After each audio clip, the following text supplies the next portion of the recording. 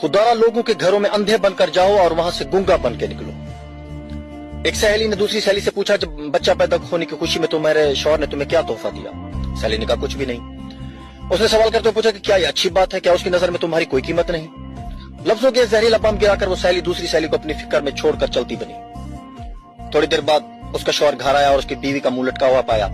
फिर दोनों का झगड़ा हुआ, एक दूसरे को लानत भेजी, मारपीट हुई, शौहर ने उसे तलाक दे दी। जानते हैं प्रॉब्लम की शुरुआत कहां से हुई? उस फजूल जुमले से जो उसकी इयादत करने आई सहेली ने कहा था। इसी तरह जैद ने हामिद से पूछा, तुम कहां काम करते हो? फलां दुकान में। कितनी तनख्वाह? 18,000। 18,000 पे बस तुम्हारी जिंदगी कैसे कटती है इतने पैसों में? हामिद गहरी सांस कहते हुए, बस यार क्या बताऊं। मीटिंग खत्म हुई। कुछ दिनों के बाद हामिद अपने काम से बेजार हो गया और तनख्वाह बढ़ाने की डिमांड कर दी, जिसे मालिक ने रद्द कर दिया। नौजवान ने जॉब छोड़ दी और बेरोजगार हो गया। पहले उसके पास काम था, अब काम नहीं रहा। एक साहब ने एक शख्स से कहा जो अपने बेटे से अलग रहता था, तुम्हारा बेटा तुमसे मिलने नहीं आता? क्या उसे तुमसे मोहब्बत नहीं? बाप ने कहा, बेटा मसरूफ रहता है, उसके काम का शेड्यूल सख्त है, उसकी बीवी बच्चे हैं, उसे बहुत कम वक्त मिलता है। तो आदमी बोला, वाह क्या बात हुई, तुमने उसे पाला पोसा, उसकी हर ख्वाहिश पूरी की, अब खुद को ख्वामखा समझाते हो कि उसको मसरूफियत की वजह से मिलने का वक्त नहीं मिलता। ये तो ना मिलने का बहाना है।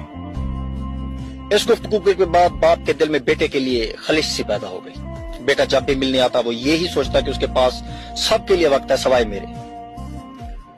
याद रखिए, जुबान से निकले अल्फाज दूसरे पर बड़ा गहरा असर डाल सकते हैं। बेशक कुछ लोगों की जुबानों से शैतान बोल जाता है। हमारी रोजमर्रा जिंदगी में कुछ सवालात हमें बहुत मासूम लगते हैं। तुमने ये क्यों खरीदा? तुम्हारे पास ये क्यों नहीं? तुम उस शख्स का पूरी जिंदगी कैसे गुजार सकते हो?